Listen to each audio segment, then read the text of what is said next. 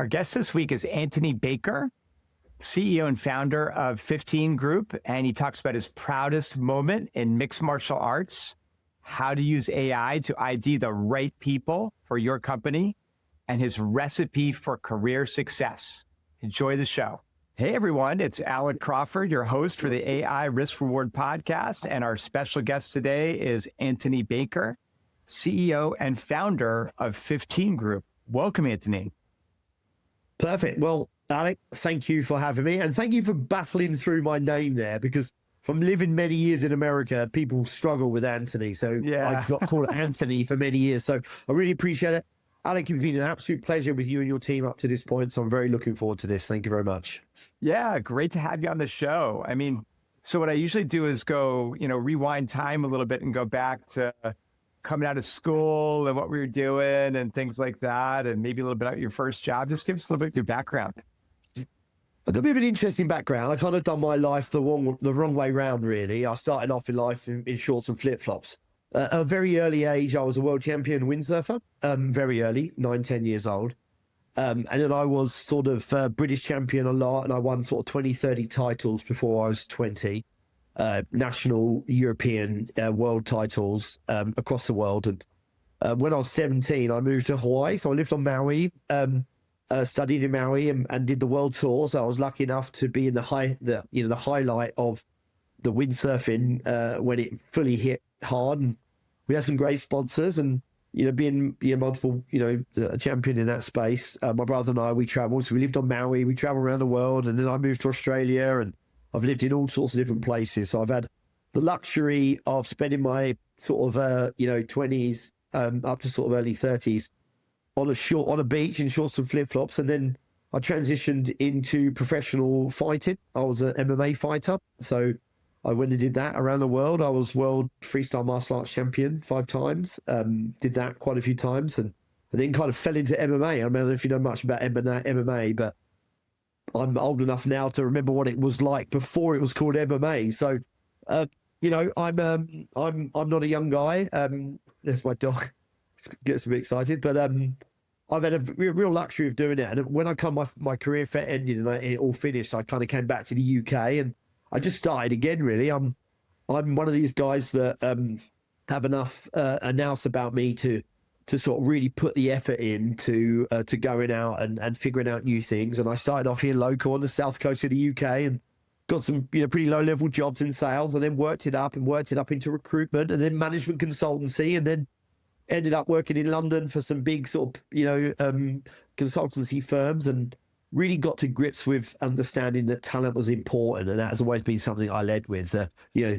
We talk a lot about AI, but the HI part of what we do is super, super important. And we talk now about HI and AI being the differentiator. And we've done some tests, and we'll talk about this downstream, but on why we think AI works with some people and doesn't with other people. But I kind of like had the capacity to always walk up to someone and say, have you thought about this? And so I progressed my career really quickly, and had some really good jobs and some big jobs. And then lockdown happened, and funny enough, I was in the US. I was in New York at that time, and I came back. I was the last flight on BA to come back to the UK before lockdown. And we were working in risk in CLM projects in banks like Nomura and SVB and stuff like that in TradFi. And we came back as a consultancy firm. You've got that consultancy cliff, which is always like really, like 3 months in, 3 months time, you got no money, but you kind of work towards pushing that out. And that consultancy cliff coming back shorter and shorter and shorter. And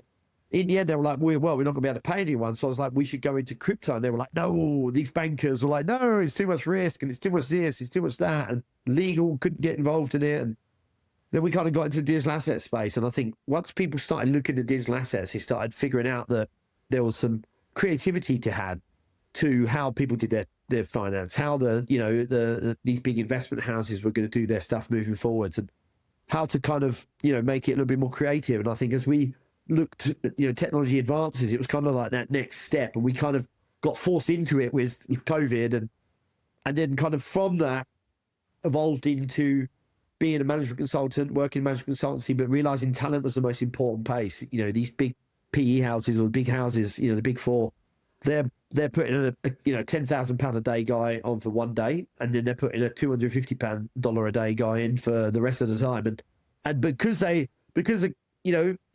board is going, right, I want to see PwC and EY, and then go and get somebody that's else, and then they go, well, it's triple the price, but we should use them because our stakeholders have told us that's what we need to do. So I've not been somebody that's shied away from hard work, and it's been hard work, and I've had to learn a lot, and I'm not ashamed to say that I've failed a lot in my life, and those failures have got me where I am now. And I find at 50 years old now, I play football for England, walking football, did my first cap last week. I think I've got the best years ahead of me. We've got the best technology. We make it so much easier with our tools and stuff like that. And I've got, more importantly, some exceptional people around me, Alex. So hopefully that's good enough. That's a good intro.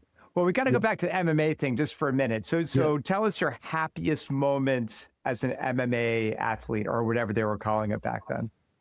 So I was world freestyle martial arts champion. I bumped into I can't remember his name now, but a guy in Singapore we were, and I just won, and I did freestyle martial arts. I'd done multiple different styles, so I was pretty hard to beat in pretty much any stage. And this guy came up to me, and he was a short guy, quite a stocky guy, and he's like, pass me a VHS. For a few younger viewers or listeners, a VHS was what we used to call back in the day, what you put in, you would watch a movie on or whatever you wanted to watch. And he goes, this is it. And then he gave me a binder, big, thick binder. And he goes, this is going to be the next thing. And it's called mixed martial arts. And we were like, no idea. And he goes, for $1,000, you can buy this program and you can go back to Australia. I was living in Australia at the time. You can go back to Australia and you can be our Australian counterpart for mixed martial arts. So we watched this VCR in some hotel in Singapore. And I'm like, what is this? And they were like, you're a really good sort of stand-up fighter. And I'd done a lot of, I worked on the door with a security company I had, so I was a pretty good bare-knuckle fighter as well. And they were like, look, you're a really good fighter. You've got good temperament. I'm a businessman as well. So I kind of like, you know what it's like when you watch the UFC. It's very different to when you're watching sort of grassroots fighting. And we watched this thing, and me and my sensei at the time, we were like, man, this is nuts. This is going to be crazy. And we started teaching that. So I started training people to do that in Australia. And we ended up putting some people into some fights. And I was ex-multiple world champion. I'd done pretty well out myself. I wasn't going and getting elbowed in the face by anybody and doing this stuff, but I was very good at training it and teaching it. I was very, I had a really good understanding of the biomechanics of it. So we trained some fighters, and then we had fighters that started doing well, like bare knuckle guys and like, farmers that were head massive guys. And we ended up going fighting in Sydney, and the guy, this is a pretty unfortunate story, but I'll tell you it. But the guy got done for, walked into a toilet and did some drugs in the toilet. And the security guard walked in on him and ejected him from the building. This is not something that we knew. This is obviously not something that is a positive thing to do at all. So he got ejected 20 minutes before the headline fight with 40,000 people there. And they were like, Antony, you're going to have to fight. And I'm like, I'm not fighting. What are you talking about? Like, I'm used to doing a couple of thousand people in an arena. And I went and fought, and I won the fight in 20 seconds. And I won a 50 card fight, professional career. Wow. So when I look at the nicest time of that was it, because I've got plates in my face, I've got broken fingers, I broke my wrist, I've got the bone came out of that into the glove. I did some, I was going to do the Ultimate Fighter, which is the first series of the UFC fight in Australia. And I broke my elbow on day one, so I didn't even get on TV. And I've got a plate in my face, like I said, which when I go outside and it's cold, it shrinks, which makes my eyes water. And when I go back inside, it gets a bit bigger, which makes my eyes water as well. So I've got injuries all over me, but these experiences, I've got experiences that no one ever's going to have. And yeah, so when you talk about what your best experience was, probably the first ever fight, because it goes downhill. Doesn't matter how good you are. I never lost a fight. I did 42 professional fights before I retired, and I didn't lose one. Wow, amazing. So shifting over to AI, you cited Jensen Huang as for his infrastructure first mindset, and obviously amazing person. So talk a little bit about that.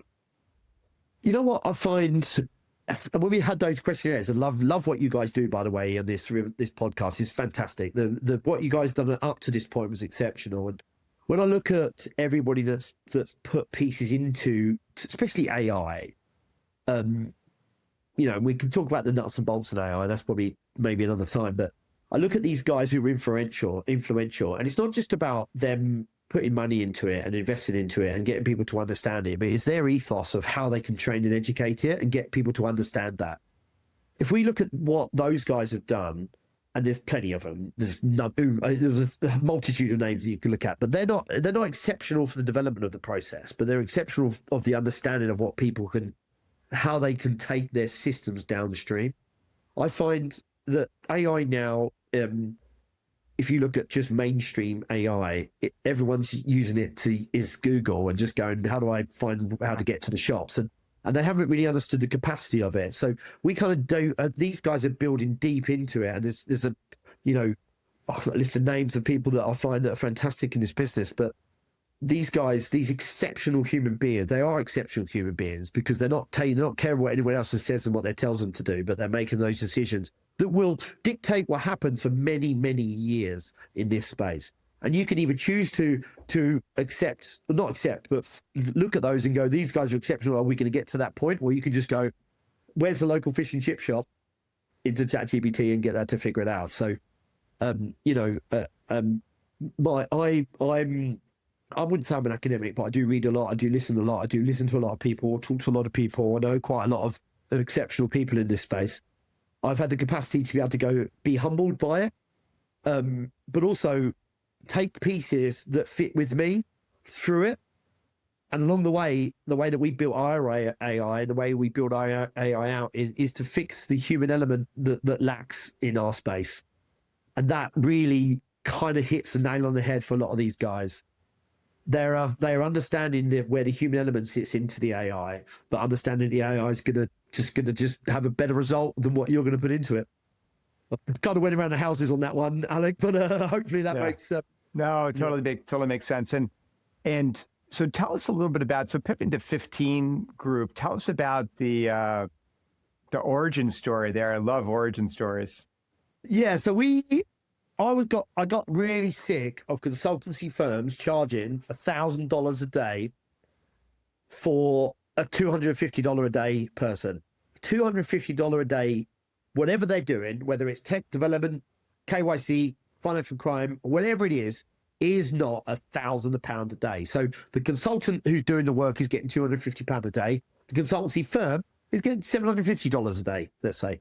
And the disparity in that frustrated me because the end client gets a deliverable based off the quality of what they put in. The same as when you train your AI. If you train your AI properly and you know how to do it, you get a much better result than what you do if you just go, make me an apple pie. So it's exactly the same thing with consultancy firms. And it really, really frustrated me because we spent so much time and effort of qualifying, vetting, mind melding, understanding the complexities of what it would take for somebody to work in a said environment, whatever that environment meant.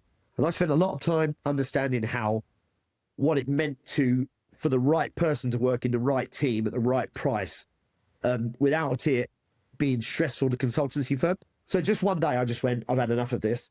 I think that we can do this not better. I don't think I'm better than anybody else, but I think that we can do this different, and we can aim at a certain market, and that market will be very interested in what we've got. And we were right, because we qualify, test, and vet everybody across all 15 industries that we work with, and that is aptitude testing. It's done through our AI, and it is attention to detail, most important thing, time management, communication, and motivation. Those 4 things. It is a 30-minute test, and it is filmed, and it's live. That test, if they get 60% or more, they're successful. 60% or less, or 59% less, they're not successful. And we just don't take the people that are let. We're not trying to segregate any markets here, and there are people that will have situations that will encourage, maybe they'll need a different environment for that. But our end consumer, end client we've guaranteed to them that we're going to get in the top 15%. For every 100 people that we qualify, 15 make it through, not just that, but through the qualification process afterwards. So we head it with talent. We lead with talent. Talent is the first pillar of 15.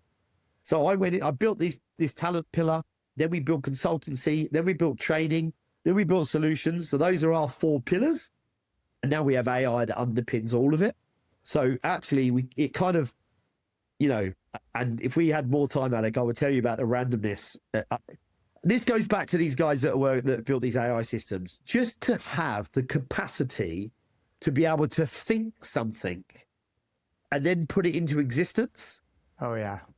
That made me, I know this is weird, and that made me feel inside something that not a lot of people in life are ever going to have.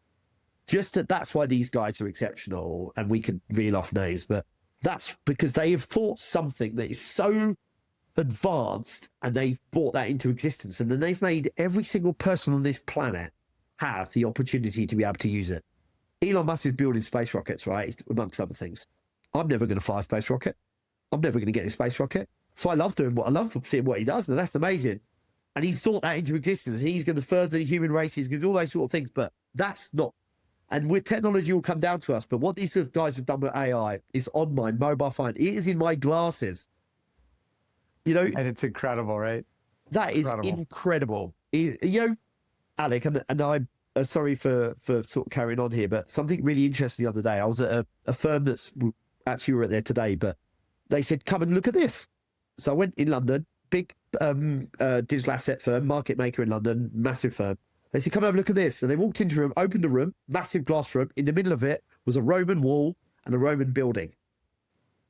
And I was like, in the city of London, this sort of thing does get me quite excited. That's why when we talked, I really enjoyed our call. But I was absolutely blown away. Like, just the opportunity, just the fact that somebody had the audacity to think about doing that in the Roman era and so on and so forth, and everyone, adults talk about Roman generals all the time, but just to think about the person that had the audacity to build that the way they did and grow that the way they did with the Roman Empire and so on and so forth, it is not too different to these guys that we're quoting nowadays. Yeah, that's pretty amazing. So give us some use cases of where you're using AI, with your clients, right, to improve the outcome. So we have researched over 2,500 companies, interviewed 2,500 companies. That could be a 15-minute call, or it could be just these are 3 questions, answer these questions. 2,500. And with those 2,500, what we found was 50% were not interested in AI. So then we went, right, what? And then we'll get to this in a second, but I went, right, 50% of those companies are not interested in AI. And these are companies from 500,000 turnover to 15 million US turnover. So it's kind of like our market, up to 20 million we kind of look at, but we kind of look through that.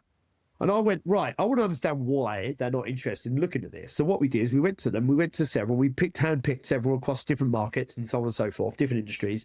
And we said, right, what is the problem? What is the barrier to you understanding this technology? And a lot of the time what happens is, if you go to a Barclays and there's 1,000 people in the building, it's exactly the same, 50%. So then you go, right, I'm going to task you, Alec, who is head of a department, with building an AI solution that can do risk that can do low value risk into your business. If you're a wealth management firm, for example, let's just use that for example, because we're working on one now. And no one's looking at that low value risk. No one's reporting it because it's low VAT. No one cares and no one's reporting it. So if I say you're going to go and you're going to build this AI for your business and you've got to work it with all your company, that person might be fully interested, but half of his team are not interested. So the barriers that come up. So we ended up stop going and telling these companies what they need to do and how they need to do it. Things like payroll systems and helping them build, legacy payroll systems and helping them all work together into one result and, working with red tech and the BAU systems and all this sort of stuff from a risk perspective, as I'm sure you know a massive amount about. But we went, right, pick something very, very simple. What do people do and the people hate? How's the reporting process? How's the meeting process? How, things like Fixer and all these other AIs that go on your teams and all that sort of stuff. Let's build a company one that sits internally, put some people's phones if they go to meetings, on the phone calls, allows that AI to utilize the work internally, take company knowledge. Just start very simply with their emails, with the documentation, with their writing, and then build it into the system from the back, from the bottom up. So once people go, oh my God, we've got a system called Workmate, Notemate, which is you go to your emails and it does your emails and like Fixer and things like that, AI. And they're like, no, we're not going to use it. We like writing our own emails. We like doing this. And you give it. And then a week later they go, oh my God, our company sent 3 times as many emails. The responses went up by 20%. All of a sudden we got clients that responded to us because the stuff that we consider low value, the bottom 25%, all of a sudden has turned into business. So when we go back and go, right, well, now you've got that, and the people that were moaning about it before, all of a sudden their productivity has gone through the roof. The human intelligence, the AI, that works together. Then we say, right, let's start looking at your process, because it's process optimization, right? Like how do you get from there to there? Simple management consultancy across that piece. You get from, this is the process that we take. That's where we need a bit of a, LLM. This is where it just needs to be sort of process, optimization, system development. And then we just build that out from there. And we're doing some amazing things with people that never, ever thought they were going to be using AI. And, ChatGPT, we were at a construction event and they were like, oh, we can use ChatGPT for doing our quoting for quantity surveying. And we were like, that's probably the worst AI that you can use for that. They were like, well, what do you mean? And we were like, what do you mean? What do you mean? And they were like, you realize that there's quite a few AIs and they do different things for different and process. So we do a workshop, 2-day workshop where we talk to people about it. We get them to do pictures and all the boring stuff that they're going to end up doing anyway, and get all that out of the way. And then we start helping them with their daily routine. So that's kind of the process that we went through. Awesome. That's super cool. So what are you most worried about in terms of AI in the future? And I'm not talking about 6 months from now. I'm talking about years from now. I personally, I'm somebody, I have ADHD, and I am a high functioning person. I work at 4:30 till 11:30, 7 days a week. I work slightly different to a lot of people. So for me, there's a lot, I can look at a problem and I can fix it relatively quickly. So I have to appreciate that that's not the same way it is for everybody else. So I can see where a problem is going to come before somebody else can, potentially. So I would say that trial and error is going to get us to the point where we're going to develop this system until it's doing a lot of things for us. I don't see an issue with that downstream as long as the people who are in control of our world don't take the wrong approach to some of this. Like, I'm trying to be really diplomatic on this, but like, if you're in America right now, I love America. I've spent a lot of time in America. I was married to an American for a long time. If you look at a regime that can take over for four years, and that come in for 4 years, and it can be 2 different sides of the coin. One's positive and's got a great understanding and wants to do something. The other thing wants to do something very different. I'm very trying to be very diplomatic here. But when that changes, the infrastructure doesn't change. So that infrastructure needs to have a consistency. And the one thing that I worry is, if I look at worrying, is who has control of that.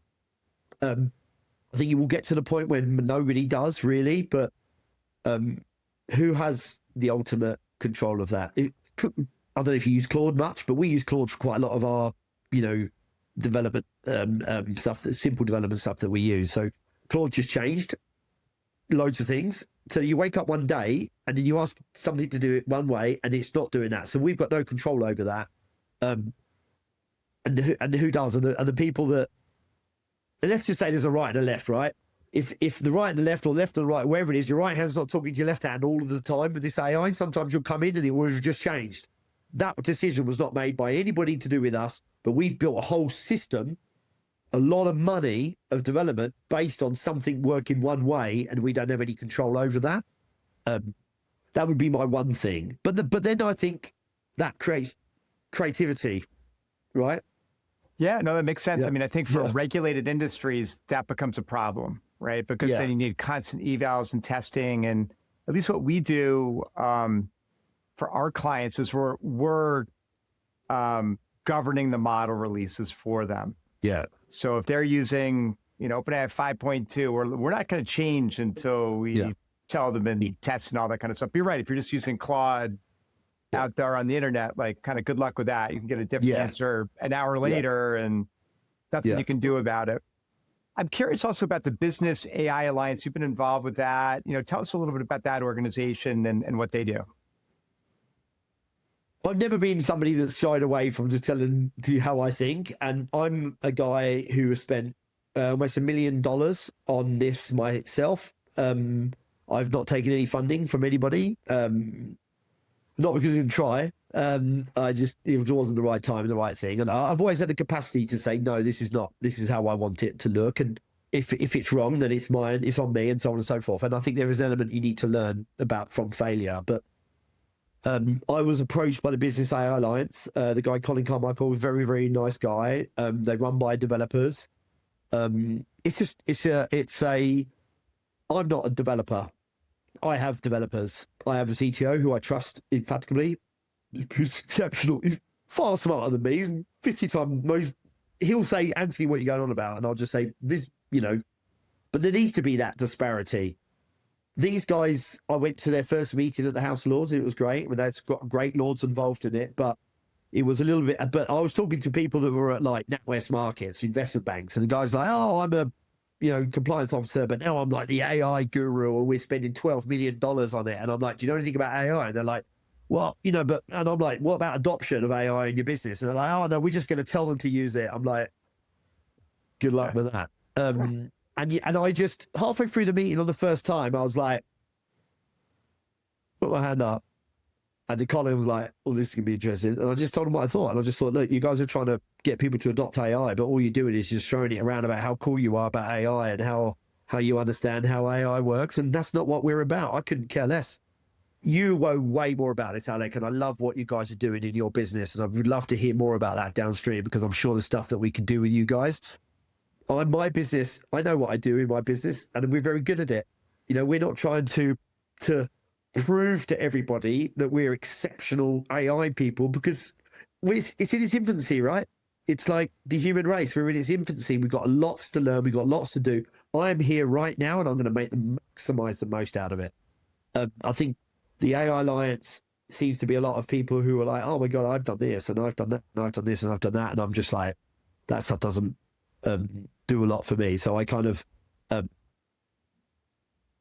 if the UK government is going to spend £2 million on getting early adoption into schools, and I've spent £1 million on building my own AI, and I'm halfway there, what kind of investment is that? That's not an investment. And I did that myself with money that I've earned. That's not investment. Talk to me when you're spending $100 million on making kids understand how it works.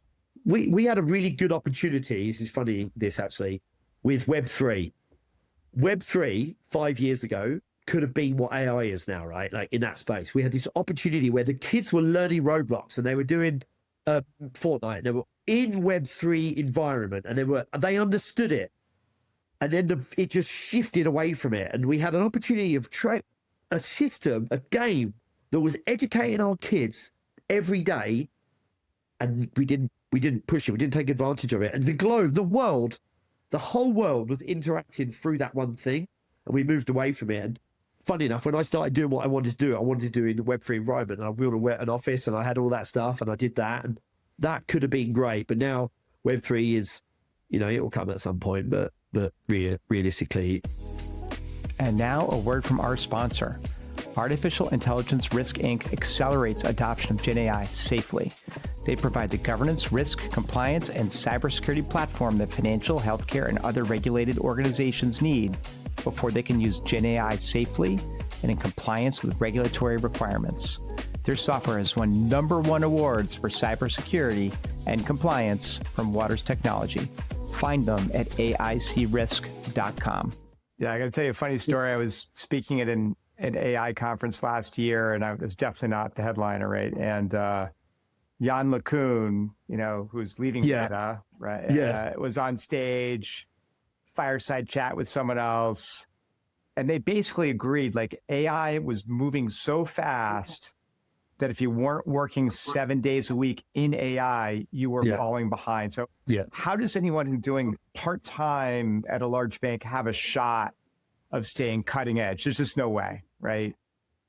I had a friend who he had 250,000 US. He lived in Bermuda, so it wasn't the end of the world for him, I don't think. But, and he's like, I'm going to build a compliance AI tool.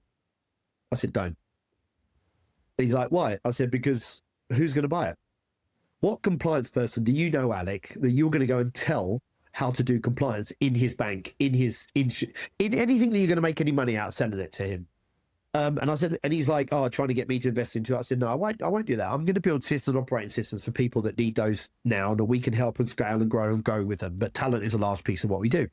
And we do a lot of consulting in this piece as well. And we don't always win the projects, but that's how that works. And he built this compliance system, but his system wasn't anything different than what you could get on a ChatGPT. So it was like, and then you're trying to go to a compliance person and go, right, this is $100 a month. And the guy's like, but I know that stuff kind of already, and I can kind of get that from doing whatever. So he ended up going out of business, and actually he kind of did it to himself because he was a bit arrogant about the whole thing. And you're 100% right. He built a system 30 seconds before he even finished building the system. ChatGPT was better than what he built, and Gronk was coming out and powering through it. So when, someone says to me the other day, like, what's your AI like? I'm like, what do you mean by that? And they were like, well, do you have your own AI? I'm like, do you understand the cost of your own AI? And then I had to explain it using the ocean metaphor. And I was like, I don't want to make you sound like you know what you're talking about to these guys, but I don't know what I'm talking about from it. I tell my developers tell me what they think they should do. And if it changes, and we work with it, but we're agile enough to make that happen. If you're Barclays and you spend $10 million with somebody who doesn't know what they're doing, and you're using your internal development team to do this, and they're not on the cutting edge of this, you just wasted $10 million. Thank you. You would be better off giving me that $10 million. I would have invested into what we would have done. I could have turned that into $100 million, no time. Yeah. Because you have to be, this goes back to what we were talking about before we came on the call. I don't want to segregate anybody on these calls, but there is a huge correlation between IQ and adoption. And it should be done at the same time. You can see these IQ tests on Instagram and all these other things, and they're a waste of time. But an actual IQ test based around your capacity and understanding of learning and educating, because learning and educating, two things. You need to learn how to use AI, and you need to be able to educate your AI. Otherwise, they come together. So human intelligence and artificial, I know I'm going to get it for this on this call.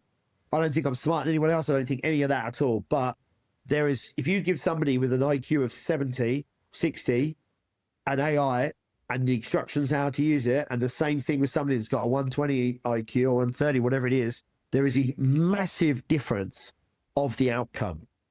And the outcome is what determines the future, right? If you punch a wall and you hurt your hand, you're not doing it again. It's a similar thing. Do you know what I mean? And I know that's and this is a little bit sometimes why people get me to come and talk on stage, because I'm just like, what that guy said is utter rubbish. I'm like, he has got absolutely no idea. He's talking about this as if this is going to cure the world, what he's creating. But by the time we've been talking, there are people who have got a 145 IQ who are building these systems with 1,000 people in their teams, but also their AI that they have is so far advanced that they're keeping up. And then we're telling everyone that we know everything about it, so. Yeah, exactly. So what advice would you give? So you've got your clients are, mid-market institutions. What advice do you give to a CEO who basically hasn't started yet? Like not even, Copilot. What do you do? What do you do with AI? Don't use Copilot for a start. Jesus. Have you used it? I know all about. I just wrote an article called I would love to see that. The 6 problems with Copilot for banks. I've got Meta. I showed it to my friend, and he's like, "Only 6?" Yes. Yeah, only because you run out of capacity to finish it off. But I've got Meta in my glasses. Let's not even talk about that, right? So I think find somebody like you, Alec. You guys, the way that you do it, and this is why I came on this podcast, is I actually feel like I'm talking to somebody who I look up to, who I've read some of the stuff that you've done. I think actually what you guys are doing and the way that you do it, the segmenting of it, and the way that you allow the updates based on testing and everything underneath, rather than the company just going to me, right, that's what I want. And I'm like, well, that's what you want today. What do you want? What does a roadmap look like for you? We do the same thing in compliance, right? We're horizon scanning. There's a policy coming downstream. What are we going to do to mitigate that? How are we going to factor that into the BAU of the business without having to outsource?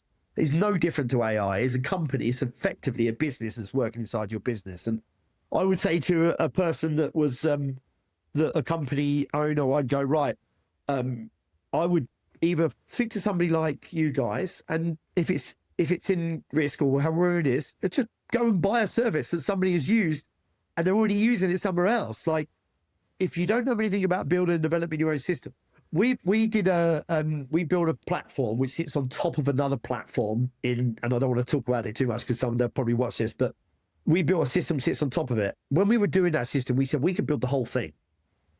It'll cost you 3 times as much money. We'll build the whole thing for you. Exactly how your business wants it. They went, no. They ended up doubling. They didn't use us because we were pushing for them. We were like, when we get to the end of this, you're all about this. We're past that by the time we finished it. So I didn't want to be a part of something that was going to fail, essentially. If they got somebody else to do it, failed. They've come back to us and asked us to do it the other way. You know, you're doing the same thing, but I'm not getting involved with anybody that doesn't have the capacity to be able to understand how this works in the business, but also we meet everybody in the business before we do it. We're doing it on a different scale to you, probably a smaller scale. But we got 78 AIs that we'll be launching. They do things like, you know, recruitment, chuck a CV and it tells you if that person's good for the business based on the company, but it all sits underneath it on our 15 AI, and it's pretty cool, super cool. But we're not building, you know, what these guys are doing with these big AI systems. I'm scratching the surface. Yeah, I totally get it. Look, I think it's also, as you and I both know, when these projects fail, it's not about the technology, it's about change management and the people, right? Like the classic example is bank rolls out, you know, Copilot to a whole bunch of people, and 3 months later, like, yeah, no one's using it. I'm like, did you do any training? Like, if you rolled out a new CRM system, would you training? Oh, yeah. But you rolled out AI and did no training. Oh, yeah, good point. You know, like, now, as we talked about before, Copilot's not great. It's got a lot of problems. Yeah. But in that case, it was the humans that were the problem. My dad, we live on the seafront here, and with beach huts outside. The beach huts are worth about $70,000. My dad sold a beach hut for $70,000 US when crypto was at 55,000 US Bitcoin, and he went, "I'm going to buy Bitcoin." I went, "Dad, I work in crypto. How much Bitcoin do you reckon I have?" And he went, "I don't know." I said, "0." I said, "I know people that own crypto houses that don't own any crypto." I said, "Don't buy anything." And the next week it was like 22 or something. I mean, it actually probably would have made money if he'd kept it. But, you know, the complexity of what we do is and if I look at my dad, he's 85 years old and he's still riding his motorbike and he's still, he's still out there. But I say, just say to your AI, how should I train my AI? Just ask it. Yeah, it can be super helpful, especially going back and forth on prompting and things like that, right? Yeah, absolutely. If you say to somebody, if you walk down the street and you tap them on the shoulder and said, "Have you used AI?" And they go, "No, I don't use AI." And I say, "Do you have an iPhone?" They go, "Yeah." And they go, "Do you use the internet?" And they're like, "Yeah." And I'm like, "What car have you got?" They're like, "Such and such." I'm like, "You realize you're using AI like all day, every day?" They're like, "What do you mean?" "Oh my God, I'm going to go back and I'm going to switch everything off and I'm going to put a tin hat on." But then you go, right, what do you understand about it? And they go, "Oh, mate, I just use Google. That's fine for me." And those people will get less and less. But then you got to make sure that you're educating. You know, if you look at in the US right now, the percentage of people that are doing, any type of sciences that are related to technology or tech or understanding of, because it's not just AI, right? It's understanding from one point to the next if you're developing that process. And how many people are doing that who are smart, mathematical degrees that can process that information? it's getting less and less. You know, the people who are doing these universities in the or colleges in the US, these big, you know, Ivy League colleges, 70% of their the people that are going there are doing something that they're never ever going to get a job from, and that's our development. So we're relying on people our age, and I don't wish to guess your age, Alec, but you know, if people our age are determining what our future looks like, who's coming after us? We're going to have to rely on AI. So going back to there are some smart people out there. There are. Don't worry about it too much. Yeah. If I'm 55 years old and I'm still trying to determine what works in these people's companies, something's gone wrong. Yeah, that's hilarious. All right, so let's go to our last section here, which is the lightning round, where I will mention something to you, and you tell me if you think it's underrated or overrated, or maybe fair. Maybe a sentence or two why. So, look, you live by the ocean, so I got to start with, you know, living in Goring by Sea, which is roughly 2 hours from London. Underrated or overrated? Underrated. I think if you live on the beach and I wake up every day and look at the sea, even if it takes you 2 hours to go to London every day, 100% worth it. That sounds great. And of course, you don't have to go every day anymore, right? You work remotely. So work hard, go to London, go to the city every day, be there first, leave last, make sure you have good value to the company, and you'll be, you know, you'll be successful. That is a recipe for success for sure. The book Principles by Ray Dalio, underrated or overrated? I battled through it, if I'm honest. You know, I think it's everyone has a different point to when they get to reading it, don't they? And they get there and they go, you know, you think it's going to be life changing. I have, like I've mentioned, ADHD, and I'm really high on attention deficit as well as hyperactivity disorder. So something has to be very different for me. So I'd say personally for me, it was a little bit overrated, but I wouldn't say don't read it. I got through it, and I think I will again when I'm older and I'm sitting on the beach and I don't have 4,000 things to do in the day. But yeah, I would say that's probably How about real-time AI agents in meetings? Underrated or overrated? Underrated all day long. I love mate. I can do 3 meetings at once.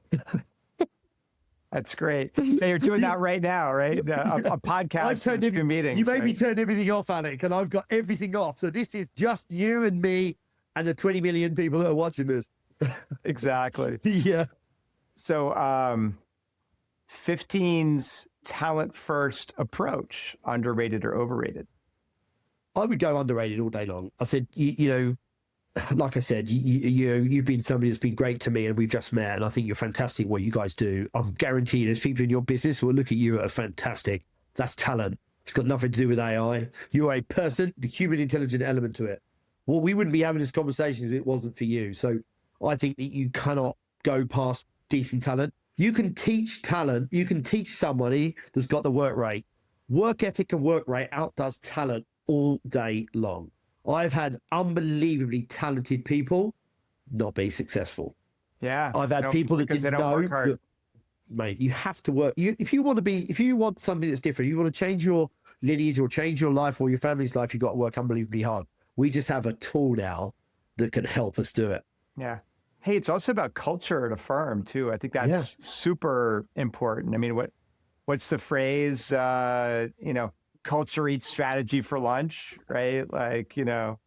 So... When you look at talent, do you know how many people ring me a week and ask me for a job? None. Interesting. Do you know how many CVs I get a week? Oh, 10,000? I don't know. Like 10 to 12,000. Yeah. Crazy, right? How many of them rang me directly? Zero. Yeah. You know, when I was in a meeting and I knew one of the guys who was from a consultancy firm, and I went over to him when he let everyone left. And I went, "Excuse me, do you mind if I have a conversation?" And somebody's influential now to me. And I said, "Do you mind if I ask you 3 questions?" And he said, "Absolutely no problems at all." And he said, "What do you value most in your business?" And he said, "The people." And I said, "Absolutely." I said, "No." But I said, could you give me a reason why? The people. And he couldn't really give me an answer. And I said, thirdly, would you hire somebody that could change the way that you look at people in your business? And he said, yes.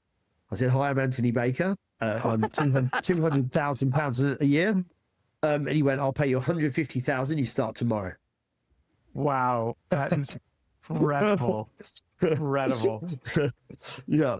So, Yeah, 3 questions is all you got to do. Well, Onassis, didn't he? He had the opportunity of he knew where this billionaire lived, and he sat outside his private elevator, every day for 3 weeks, day and night, ate there, everything there, and eventually he got in the elevator at the same time, and he had from where the elevator pitched from at the time to get to the top. It pitched him, and now he was the number one of tankers around the world. And you got to shoot your shot.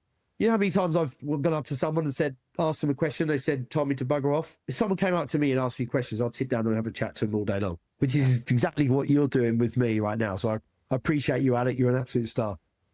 So next is golf as a metaphor for entrepreneurship, underrated or overrated?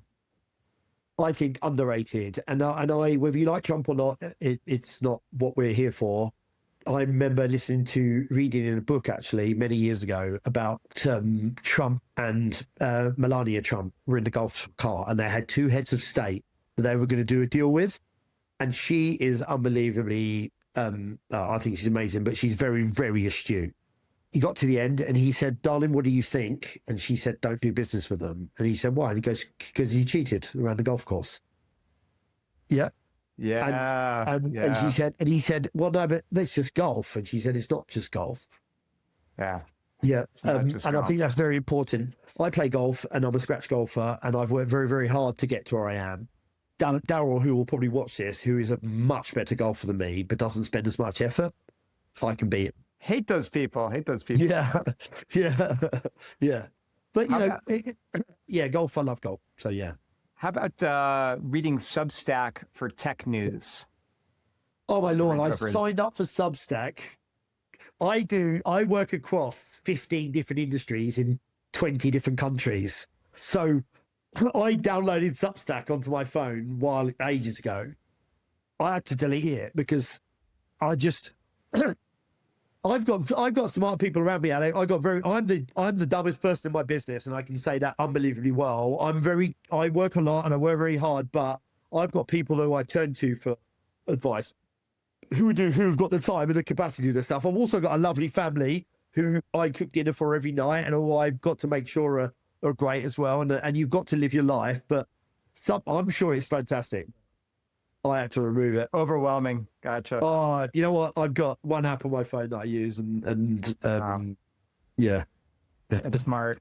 How about elite single athletes, like obviously MMA or a skier versus team sports? So elite athletes, underrated or overrated? I think from being somebody that I had a lot of injuries in my life, so I think underrated because you had the mindset you have to do it every day and go and do it. And I use a reference point. So I hope you don't mind me expanding on this. I know we've talked quite a bit, but there's a lady called Ellen who is the golf pro at my golf club where we got our office. She's unbelievable. She's 23 years old. She was Wales' #1 golfer. She could be in top 5 in the world. But she went to college in the US. She was D1 player, and she struggled with the continuation of it, being in a hotel room by yourself. Yeah. You will see, I can talk to somebody for 30 seconds and tell them whether they've got it or they know. I can be by myself forever and not have a problem.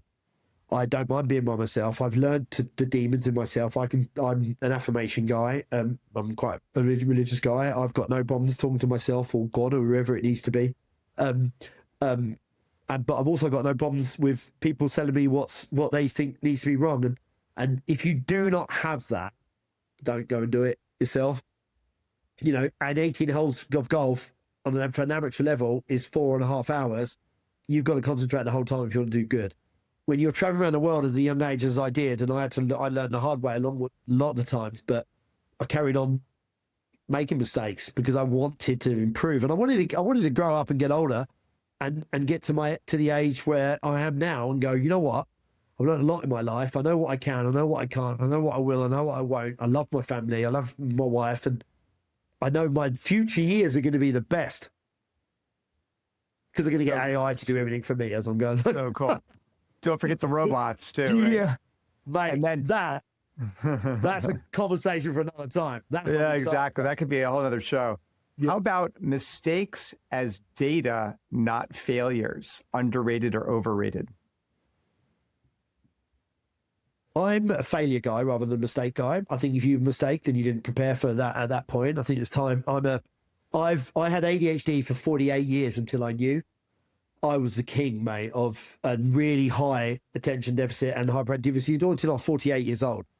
So I learned to build a system around what my brain was telling me, because I couldn't understand why everyone else wasn't crazy like me.